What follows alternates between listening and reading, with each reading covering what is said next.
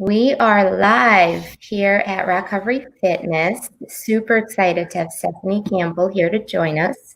She's the director of the New York State Behavioral Health Ombudsman Office, and a really, really good friend. And I just love and adore her so very much. Stephanie, welcome. Welcome to the show. We've known each other, we just mentioned, about 5 years, right from the very beginning when recovery got started, and you were doing incredible work with Friends of Recovery New York and doing some great advocacy, and just an incredible person inside and out. Welcome. Thank you. And I just want to, I'm on a country road. And so every once in a while, there'll be tractors that go by. And so we had a little bit of a tractor. So anyway, I am so grateful to be here. And I also want to say, to you, Yana, what a gift it is to know you. How much gratitude I have for you and the work that you and Sean and the team have done to carry the message of hope to to our community, using multiple pathways to recovery, which fitness has been part of my journey as well, although I'm not as fit as I once was. But we're actually in my gym right now, which has been a gift from my higher power to actually have a treadmill that I can run on, weights, and a beautiful view out of the vista, because I love hiking. That's also another pathway to recovery for me, is to go on hikes, and I will come on a hike with you guys at some point. But I always love to open up when I speak to folks. I have a title. We all have titles. That doesn't make us who we are. Mm-hmm. What makes me who I am is that I'm a person in sustained recovery from addiction and mental health issues from my childhood. I also am a member of the LGBTQ community. I'm also Mexican American, Roma, and we have all of these labels, right? The bottom line is that we're human. I'm human, but the gift that recovery has given me is the ability to be human, the ability to embrace, all of me, including, by the way, the parts of me that were so wounded as a young person. So briefly, I've been on this recovery journey now. Sometime in March of 1989, I was a homeless street kid in New York City. I was waiting to die. I didn't want to be on the planet anymore. I had been in and out of flight decks, in and out of hospitals, in and out of jail. And my life had become very small. I was living essentially, on St. Mark's Place in New York City. As we say, I live to use and I used to, live. And somebody reached out into that abyss. It was another person who had my illness, who had, been in that helpless and hopeless state of mind and body, who said to me, you don't have to live this way. And for full disclosure, I was in the sex industry. I was, I worked the piers, I worked the streets. I did whatever I needed to do to get what I needed to get. And, when I had left home at the age of 15, and had been on my own for a number of years. So I had all of that, stuff that so many of us come into to recovery with, which is, the healing that we have to do from not only the illness, but the trauma that's associated with use, and it's associated with, growing up in, for many of us, growing up in addicted homes, which was part of my story too. And also because I was a queer kid, that wasn't okay, in the world that I grew up in. So that person that reached into the abyss and said to me, you don't have to live this way, started, brought me to, the 12-step community, I did not go to treatment. I did not trust treatment. Mhm. I did not trust anybody who, I had a lot of I often say I was like a feral animal when I came into recovery. Um, I got started on the journey. I watched what other people in recovery did. I had a woman, Mecca, my first, sponsor, said to me, honey, you got to get off the streets. Mhm. You can't, if you do what you always did, you'll get what you always got. Yeah. And so I actually moved into a convent down in New York City, the Sacred Heart Residency, and these nuns took me in, and they literally detoxed me. And I detoxed in the rooms of, NA and AA, and I just, I kind of pieced it together, and I remember Mecca said to me, honey, you got to get an education. I was like, okay. And I went to community college, and I got involved with an organization called ACT UP. Mhm. ACT UP, at the time, we had the AIDS epidemic going on, and many of the LGBTQ community knew that if we didn't stand up for ourselves and use our voices and use our bodies, we put our bodies in the street. We went to jail, to bring awareness, because there was so much stigma around, being gay, and also many of the folks that were involved in ACT UP were also drug users. Intravenous drug users were getting, were getting very, very sick and dying. We would show up at hospitals. I remember visiting a friend, and his food was outside the door. The staff wouldn't bring the food inside his room because of the stigma around people with AIDS and HIV. So I started and the recovery community said to me, my sponsor said, you got to use that passion, use that drive to get active and to advocate. And so that was the beginning of my advocacy. Um, that degree, I ended up getting a full paid scholarship to Bard College. So I came to upstate New York, which I didn't know that anything other than prisons were up in upstate New Mhm. York. But here we are, and I live in upstate New York. And that degree led to, I ended up, getting into my first graduate degree at Columbia University. I became a journalist for a while. Then I went into government, Mhm. and then I came out again, right? So here's the thing. Here's the thing. Um, I had started in my journey of recovery to equate like recovery with normal, whatever that meant. Mhm. Mhm. So I internalized some of, society's isms, right? So like I remember thinking, okay, I need to, I need to try to be straight, because straight people, that's normal, right? And it just, and the reason I bring this up is because it's a lifelong journey.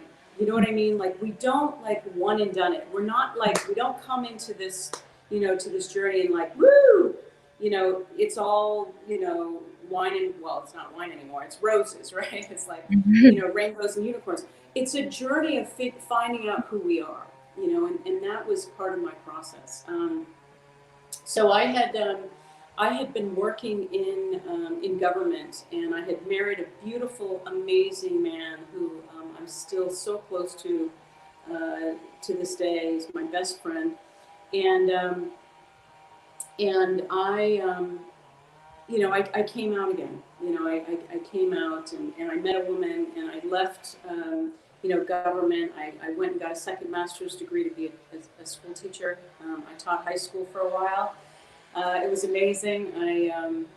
And then in that process, I realized, because I was doing a lot of advocacy at school, advocacy has always been, Mhm. a thing for me. I was involved in the marriage equality campaign. I've been involved in transgender. I've done police brutality issues, and that's been, part of my journey. Um, but I realized when I was teaching that, my true calling was advocacy. And I loved being, being a teacher. But I realized that, I needed to go back and I wasn't done yet with my education. So I got a third master's degree from NYU to be a social worker. Social work. And I also teach there. I teach at NYU. I'm an adjunct professor there. And that led me to, to Friends of Recovery New York. I got, I was scouted for that position initially as the policy director, which is when I met you. And we were just building this sort of statewide. Oh, can you hear that? Is there like a lot of background noise? Hold on one second. Okay.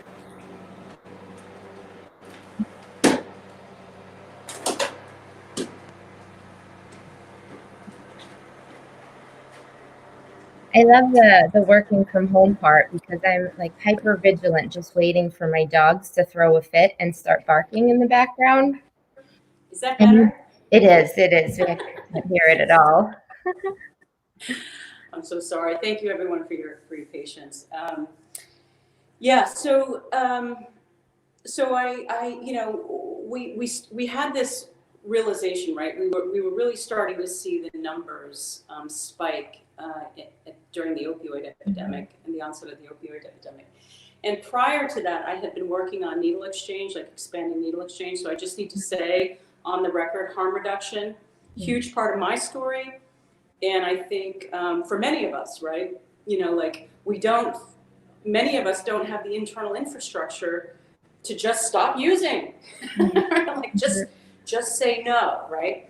We have to kind of, develop and build trust and learn and, get those tools that we need in order to really build and sustain our recovery. So, most important to me has always been we have to stay alive because if we're dead, we don't recover. That's just the bottom line. Right. So, so I've been working on needle exchange, and when I got to New York, one of the issues, that we needed to, to really make recovery part of the full continuum, because up to that point, there was abstinence was the focus, and treatment. But we have a chronic condition which requires us to have ongoing supports and services that doesn't just start and stop with treatment, right? We have to be able to build and sustain our recovery in that, in the trajectory that we need, and with the support that we need, like any other chronic illness, right? Right. So when I had started at 4, we were, we were losing, I think the numbers at the first year I was there was like 90, maybe 92 people a day. Then it went up to 124 people a day. Then it went up to 100, it was just exponential. So we recognized and we started advocating for certain things, particularly for recovery support services, for recovery community organizations, of which Recovery Fitness, yay, is one of the most amazing out there. For peer engagement specialists, for family support navigators, right? You're a family member, you've been impacted by this illness, your loved one is sick. You can't think about navigating and all the components and what do I do about insurance and what do I do and where do I get them and how does this work if I'm in the middle of this crisis with my loved one. Right. We also wanted to support the multiple pathways and build that infrastructure, that community infrastructure, by supporting recovery organizations around the state. And also to have youth clubhouses and to have a workforce of peers who are Medicaid reimbursed to do their work to help, with engagement. Because we know from the Surgeon General's report, and we know from other reports, that most of us, don't access the help that we need. We kind of fumble our way through it or we die. Mm-hmm. Mm-hmm. So we advocated for these recovery support services. We were so successful. Oasis has now changed its name, right? It used to be the Office of Alcoholism and Substance Abuse Services. Now it's the Office for Addiction Services and Supports, and really to destigmatize this illness, to make to humanize who we are as people, and to share the message that we do recover if we're given the services and the supports, and the love and the community and the connection that we need. And of course, you guys are just knocking that piece out of the park. So in 2018, Rob Kent reached out to me, and Rob Kent is a mentor, a brother to me, and he said, we had advocated for the creation of an independent ombudsman office in New York State to help people get access to care. We changed all of these laws in New York State, insurance laws, access to care. Created just a number of, did lots of reform around, the addiction epidemic. But we still saw that people, if they're in trouble, right, they need help right now. They don't need it 2 weeks from now. This isn't a 9 to 5 illness, right? They need it now. And the insurance companies were still finding ways to avoid payment. I'm going to leave it at that. I'm going to be really, really polite here in what I'm saying. And so what we recognized was that we needed to have a place for people to go where they could, a person to call, a live person, a number to call where someone could help, them get their loved one into treatment and navigate some of those insurance barriers and barriers to care. And so the Ombudsman office was created. Rob contacted me and said, would you run it? I said, yes. And that's what I've been doing now for the last couple of years. And what I essentially do as the director of the New York State Ombudsman Office, we contracted out to CSS, which is Community Services Society down in New York City. They have the help. They man the helpline, and they also manage a number of we have subcontracts around the state, regionally with CBOs, community-based organizations, and with specialists. We have Legal Action Center that's working with us. We have the New York State Council for Community Behavioral Health that's working with us. And we have Medicare Rights Center that's working with us. So we have these specialists that provide technical assistance as well as helping with certain cases. And then we have CBOs in your neck of the world. Saving the Michaels of the World is is the community-based organization that's helping. That's part of the CHAMP. And by the way, the Ombudsman Office, the program itself is called the CHAMP program. It stands for Community Health Access to Addiction and Mental Health Project. So we work with folks that need help with both mental health and substance use. We know that in our world, the two are often, what came first, the chicken or the egg? Was I anxious, depressed, and had PTSD first, and then I became addicted? Or, and it doesn't really matter, quite frankly, right? What matters is that we get the treatment that we need and that we're able to reintegrate into society. So, I'm trying to think if I've covered. Oh, so CHAMP has been operational in, for a year. We just finished year 2, and we have helped close to 3,000 cases that we've helped folks get access to care in one form or another. We also, by the way, help folks address denials and appeals. If your insurance company is telling you you can't get into treatment, or you're having issues around that, we assist with that. We also get folks enrolled into healthcare. A lot of our people come in; they don't have health insurance. We work with folks that are undocumented as well, because they've been really marginalized and discriminated against. We want to make sure that anyone, anywhere, at any time, gets the help that they need. Because again, the dead don't recover, right? So we need to stay alive, and we need to help support each other and keep each other alive in this process. And I want to say one last thing. COVID has changed the landscape, and in some ways, things that we have advocated for, right? So, for example, we were working on trying to get relaxed regulations around methadone, right? So that you didn't have to go into, you know, every single day, at 7 a.m. in the morning to get your dose, right? And COVID has allowed us, the ability to appeal to the feds to relax those. And now we have, 14 to 28 day access to home dosing. We even have home delivery of methadone. We Mhm. have induction of buprenorphine online. You can call someone up, a provider, and we have a web part of our website at Oasis, has a listing of providers that do bupe induction at home. We've had telehealth, which is extraordinary. Yeah. We who would have ever thought that you could sit in your living room, right, and have a counseling session. So we can do that now. Having said that, we're also though seeing anecdotally that Mhm. our people, because addiction is, we oftentimes use in isolation. There's a lot of shame attached with disconnection. We need that community connection.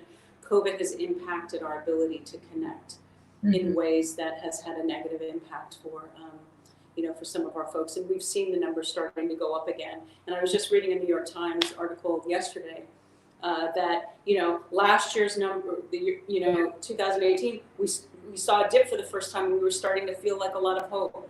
2019's numbers, you know, um, unfortunately, we're seeing the numbers go back up. So what I want to say is that we need to be vigilant, right?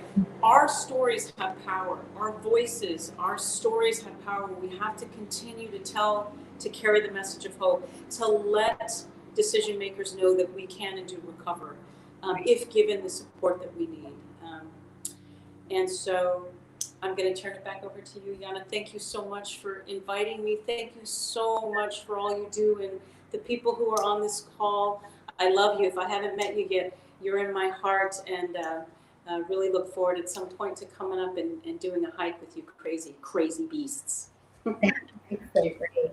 I think you touched, it's multifaceted. There are so many layers. Like you mentioned, entering recovery, very rarely do we come in with, addiction being our problem, and that's it. Address the addiction and you're fine. There's mental health. There's, I too found out a couple of years into recovery that I suffered from a mental illness, that I had bipolar disorder. And later on, I uncovered more and more and was able to get the treatment that I deserve and that I need in order to even have a chance at recovery.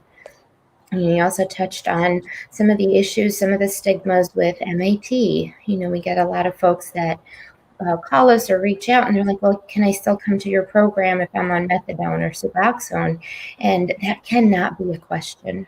We can't allow that to be a question because it's medication, and it's the internal stigma in the recovery community against medication assisted therapies. And it cannot be, allowed. And I think you're doing incredible work to advocate for everything, right? The LGBT community is systemically discriminated against. Yes, those with substance use disorder, mental health are too, but you add all those layers. We don't come in with just one problem.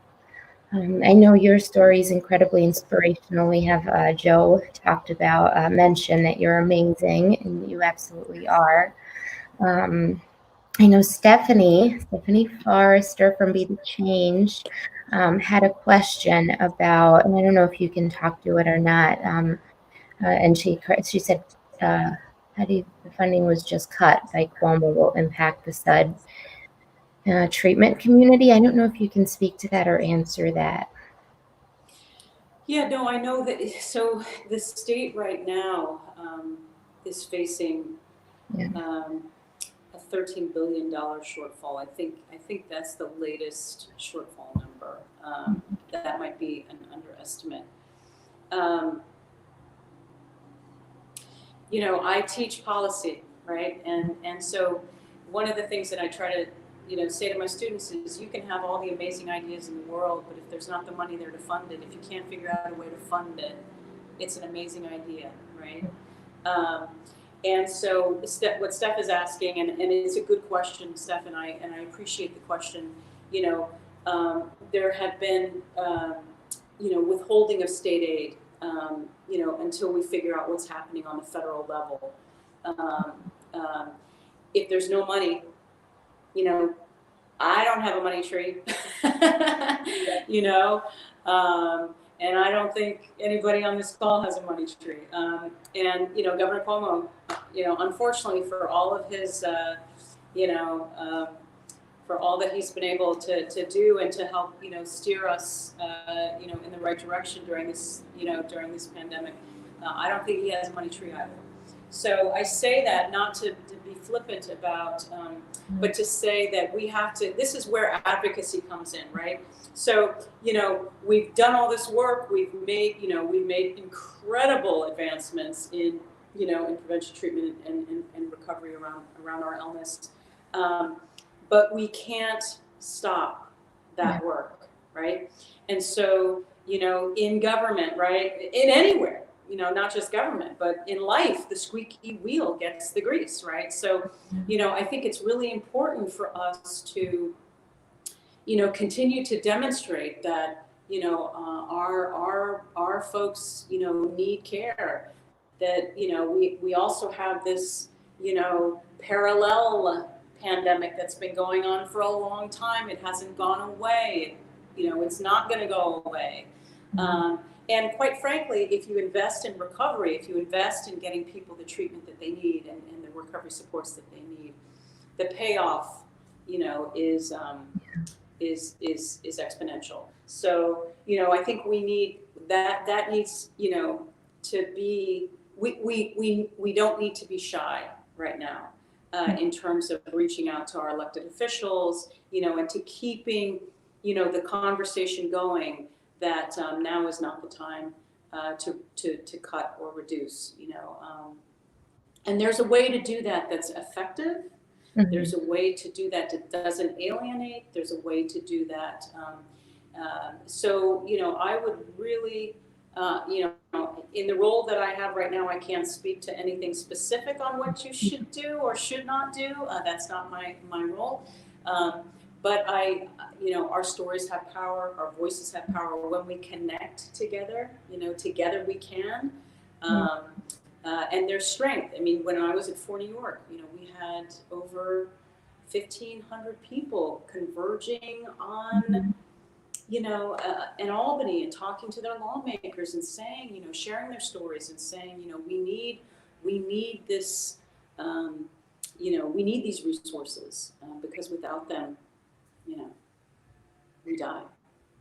Absolutely. And I think too, it's, and thank you for speaking to that question. I know, and not just in your role, it's a hard subject to speak to, but I think you also kind of, or talked about these grassroots movements, right? And it comes from within the community, and that's where change happens. It's when we unite forces. It's when that shared and lived experience where we connect around our cause and bring our voices together, right? There's power not just in our voices, but in numbers.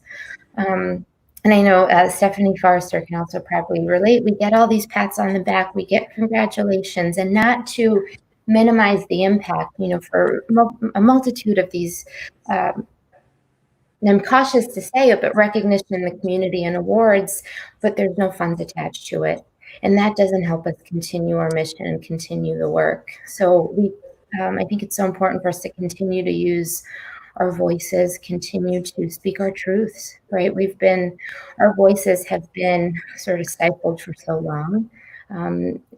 What better time than now, Absolutely. Thank you so much, Stephanie. I know you're incredibly busy, and thank you so much for taking the time out of your day to jump on this call and connect and share your message. And you help so many people. I've referred a ton of people to CHAMP, and they've had access. They were able to get access to care, and that's a life saved. Yeah, and if you guys need to have the number, it's 888-614-5400. That's the number to the helpline. which is open Monday through Friday, 9 a.m. to 4 p.m. There's also an email address, ombuds, O-M-B, as in Barry, buds, U-D, as in dog, S, buds, at oasis.ny.gov, but also my cell phone number, which I have with me 24/7, is area code 518 788 3018. And then my also email address at Oasis Stephanie.Campbell at oasis.ny.gov. I try to sleep between 12 and 6 a.m., but I have been known to pick up the phone between those hours as well. But feel free, if I can ever be of help, service, support, feel free to reach out. Thank you. And I just shared both your information. Thank you so much for sharing that, as well as the website for Oasis and the brochure. So it's in the comments here for anyone that wants to learn more, needs to access care, is having some trouble around access. Thank you so much, Stephanie. I just adore you. I adore you too. And thanks everyone for tuning in. Enjoy it's now Thursday, I believe. Hope everyone has a wonderful day. We love you guys and talk soon. Thanks, Stephanie. Love you. Bye.